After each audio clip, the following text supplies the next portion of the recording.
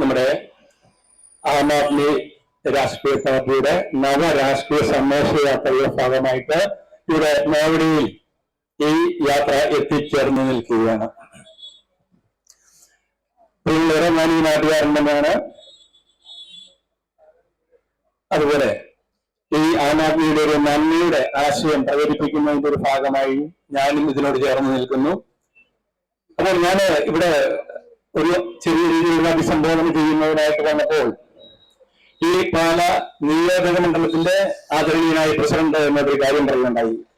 President Jacob sir പോലും അദ്ദേഹം കേന്ദ്ര സർവീസിൽ DIG ആയി റിട്ടയർഡായ ആളാണ്. അതുപോലെ തന്നെ ഇതിന്റെ ജില്ലാ പ്രസിഡന്റ് ആണെങ്കിൽ പോലും SP റാങ്കിൽ അദ്ദേഹം റിട്ടയർഡായ ആളാണ്. അപ്പോൾ അതുപോലെ എന്റെ ജാഥാ ക്യാപ്റ്റൻ ആണെങ്കിലും ബാങ്ക് മാനേജറാണ്. അപ്പോൾ ഞാൻ ഇവരോട് ചോദിച്ചു, നിങ്ങൾ ഈ രീതിയിലൊക്കെയുള്ള ആൾക്കാര് IG ആയിട്ടും SP ആയിട്ടും ഒക്കെ റിട്ടയർഡായ ആൾക്കാര് ഈ ആം ആദ്മിയോട് കൂടി ചേർന്ന് എന്താണ് എന്ന് ഞാൻ ചോദിക്കുകയുണ്ടായി. അപ്പോൾ അത് പറഞ്ഞു, ബാക്കി ഉള്ള രാഷ്ട്രീയ പാർട്ടികൾ അതിനകത്തെ അഴിമതികളും കെടുകാര്യസ്ഥതയും ഒക്കെ കണ്ടുമടുത്ത്, കാരണം ഇവര് ഡൽഹിയിലും അതുപോലെ കേരളത്തിലുമൊക്കെ ഉന്നത സ്ഥാനങ്ങളിൽ ഇരുന്ന ആൾക്കാർ തന്നെയാണ്. ഇതിന്റെ ജാഥാ ക്യാപ്റ്റനായിട്ടും നമ്മുടെ പാല നിയോജക മണ്ഡലത്തിന്റെ പ്രസിഡന്റ് ജേക്കബ് സാറ് DIG ആയിട്ടാണ് റിട്ടയർ ആയത്. ഞാനിപ്പോൾ സൂചിപ്പിച്ചതേ ഉള്ളൂ. അപ്പോൾ ഇവരൊക്കെ ഇതിനെ ഏറെ സ്നേഹിക്കുന്ന, ഇതിനോട് ചേർന്ന് നിൽക്കുന്നതിന്റെ കാര്യം അവർ തന്നെ പറഞ്ഞു. അഴിമതി രഹിതമായ ഒരു ഭരണം വന്നെങ്കിൽ മാത്രമേ തന്നെ ഇവിടെ ഒരു നന്മയുടെ രാഷ്ട്രീയം ഇവിടെ കൊണ്ടുവരാൻ സാധിക്കുകയുള്ളൂ എന്ന്. കാരണം മറ്റുള്ളവരുടെ കാര്യങ്ങളെല്ലാം ഇവരുടെ സർവീസിൽ ഇരിക്കുകയെല്ലാം കണ്ടും കേട്ടും അറിയും ബോധ്യപ്പെട്ടതുമാണ് എന്നാണ് പറഞ്ഞത്. അങ്ങനെ നിൽക്കുമ്പോൾ ഇതിന്റെ ആ നന്ദിയുടെ ആശയം ആം ആദ്മി എന്ന് പറയുമ്പോൾ, ഇപ്പോൾ ഇവിടുത്തെ നമ്മുടെ ഒരു അവസ്ഥ എന്ന് പറയുമ്പോൾ ടാക്സ് ഭീകരത, ഈ നികുതി ഭീകരത കൊണ്ട് നമ്മൾ വലഞ്ഞു നിൽക്കുന്ന ഒരു സാഹചര്യമാണ് പല മേഖലകളിലും. നമുക്കറിയാം, ഇപ്പോൾ ഒരു വീട് നിർമ്മിക്കണമെങ്കിൽ ഉണ്ടായിരുന്ന ആ ഒരു പ്രൈമറി ആയിട്ട് പഞ്ചായത്ത് അടയ്ക്കേണ്ടതുള്ളതിനാണെങ്കിൽ നേരത്തെ 1,600 രൂപ ഉണ്ടായിരുന്നു. ഇപ്പോൾ 25,000 30,000 എന്ന രീതിയിലേക്ക് ആർക്കും താങ്ങാനാകാത്ത അവസ്ഥയിലേക്ക് അത് വർദ്ധിച്ചിരിക്കുകയാണ്. അതുപോലെ നമുക്കറിയാം, ഈ അടുത്തനാളിൽ സ്ഥലത്തിന്റെ കരം, വീട്ടുകരം, ഇങ്ങനെയുള്ള സമസ്ത മേഖലകളിലുള്ള നികുതികൾ അത് ഏതെല്ലാം വശം വർദ്ധിപ്പിക്കാമോ ആ രീതിയിലെല്ലാം വർദ്ധിപ്പിച്ചിരിക്കുകയാണ്. പിന്നെ അതോടൊപ്പം നമുക്കൊരു നീതി ലഭിക്കണമെങ്കിൽ ഇപ്പോൾ അത് എവിടെ എത്തിയാലും അതിന് നമുക്ക് ഏറെ പ്രതിസന്ധികളാണ്. ഇപ്പൊ കോടതിയിലൊരു പരാതി കൊടുക്കണം എന്ന രീതിയിൽ നമ്മൾ നീങ്ങുകയാണെങ്കിൽ അതിന് പോലും വക്കീലിനെ കൊണ്ട് വക്കീലിന്റെ മുൻപിൽ ഒരു സംശയം വേണ്ട, സാധാരണക്കാരനായ ഒരു വ്യക്തി എന്ന നിലയ്ക്കാണ് ഞാൻ പറയുന്നത്, ഒരു 10,000-ന്റെ കെട്ടെടുത്ത് വക്കീലിന്റെ മുന്നോട്ടെടുത്ത് വെച്ചെങ്കിൽ മാത്രമേ അദ്ദേഹം എന്താണ് കാര്യം, കാരണങ്ങൾ, അതുപോലെ തന്നെ അതിനുശേഷമുള്ള കോർട്ട് സ്റ്റാമ്പ് കാര്യങ്ങളൊക്കെ ആയിട്ട് പറഞ്ഞ് വീണ്ടും കുറച്ച് പണം കൂടെ കൊടുത്തെങ്കിൽ മാത്രമേ ഒരു സാധാരണക്കാരന് നീതി ലഭിക്കുകയുള്ളൂ. ഈ ഒരു അവസ്ഥയിൽ നിലകൊള്ളുമ്പോൾ അതോടൊപ്പം തന്നെ അതിഭീമമായ ടാക്സുകൾ, ഇവിടെ 60 പൈസ കഴിയുന്നവർക്ക് പെൻഷന് വേണ്ടി കരഞ്ഞ് നിലവിളിച്ച് നടക്കുകയാണ്. 1,600 രൂപ പെൻഷൻ കിട്ടാതെ 6 മാസം 7 മാസമായിട്ട് നിലകൊള്ളുകയാണ്. സാധാരണക്കാരുടെ വേദന അത് അവരുമായിട്ട് ചേർന്ന് നിൽക്കുന്നവർക്ക് മാത്രമേ അറിയുവാൻ സാധിക്കുകയുള്ളൂ. അതുപോലെ തന്നെ ഇവിടെയുള്ള ചെറുകിട ഇടത്തരം വ്യാപാര സ്ഥാപനങ്ങൾ വലിയൊരു പ്രതിസന്ധിയിലൂടെയാണ് നീങ്ങിക്കൊണ്ടിരിക്കുന്നത്. നമുക്കറിയാം, കോവിഡും പ്രളയങ്ങളും ഒക്കെ വന്ന് വലിയൊരു പ്രതിസന്ധിയെ അഭിമുഖീകരിച്ചുകൊണ്ടിരുന്നപ്പോൾ നിപ്പ പോലെയുള്ള മറ്റൊരു മഹാവ്യാധിയും അവിടെ പടർന്നിരുന്നു. അപ്പോൾ അതിനെയെല്ലാം അതിജീവിക്കാൻ സമയത്ത് വ്യാപാരികളും ഇവിടെയുള്ള ടാക്സി ഓട്ടോറിക്ഷ മേഖലകളിലൊക്കെ തൊഴിൽ ചെയ്യുന്നവർക്ക് ഏറെ സഹനങ്ങൾ, ഏറെ കഷ്ടതകളൊക്കെ അനുഭവിക്കേണ്ടി വന്നതാണ്. അപ്പോൾ അതിനുള്ള ഒരു പരിഹാരം വാസ്തവത്തിൽ സർക്കാരിന്റെ ഭാഗത്തുനിന്ന് എന്തെങ്കിലും ഉണ്ടാകാം എന്ന് പ്രതീക്ഷിക്കുന്നത്. പക്ഷെ അതൊക്കെ ഇവിടെയുള്ള ഒരു വരേണ്യവർഗത്തിന്, ഇവിടെയുള്ള ഒരു പ്രിവിലേജ് കമ്മ്യൂണിറ്റിക്ക് വേണ്ടി മാത്രം മാറ്റിവെക്കപ്പെട്ടു.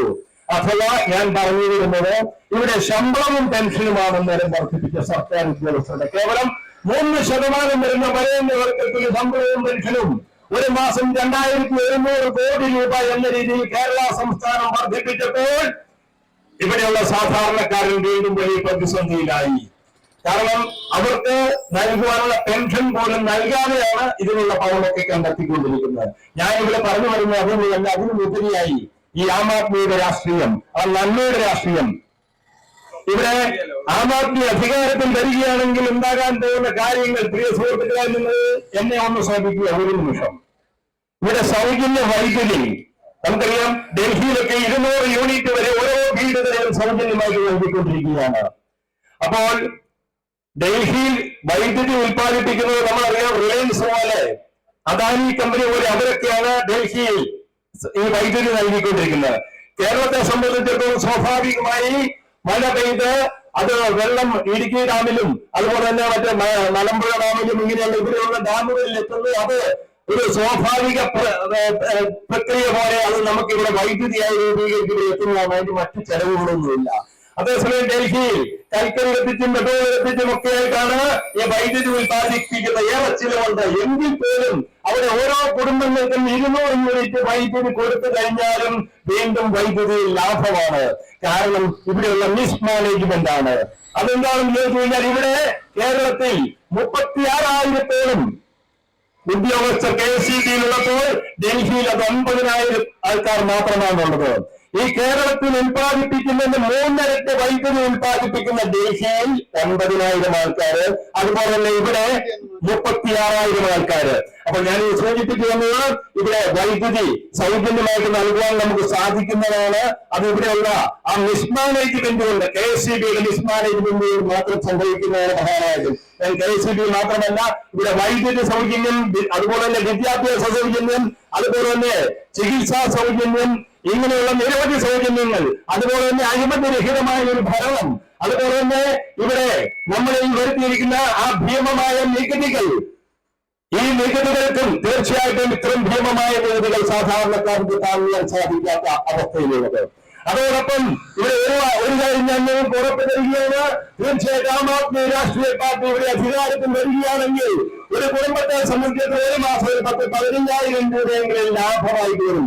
കാരണം ഇവിടെ വൈദ്യുതി സൗജന്യം, വെള്ളം സൗജന്യം, അതുപോലെ തന്നെ ചികിത്സാ സൗജന്യം, അതുപോലെ തന്നെ മറ്റ് നിരവധിയായ കാര്യങ്ങൾ, അത് എന്റെ ഓർമ്മയിൽ പോലും വരുന്നില്ല. ആ രീതിയിലുള്ള ആനുകൂല്യങ്ങളുമൊക്കെ ഈ സർക്കാർ, ഈ ആം ആദ്മി സർക്കാർ നമുക്ക് നൽകുന്നതാണ്. ഒപ്പം ഇവിടെ സാധാരണക്കാരിൽ അതിഭീമമായ നികുതികളുടെ കുറവും നമുക്കുണ്ടാകും.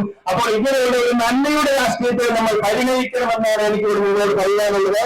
അതോടൊപ്പം പ്രിയമുള്ളവര്, ഈ രാഷ്ട്രീയ പാർട്ടിയുടെ ഈ ചിന്ത ഇന്ന് കേരളത്തിൽ അങ്ങോളം ഇങ്ങോളം ഓരോ മനുഷ്യ ഹൃദയങ്ങളിലേക്കും മനസ്സിലേക്ക് ഇപ്പോൾ കേൾക്കൊണ്ടിരിക്കുകയാണ്.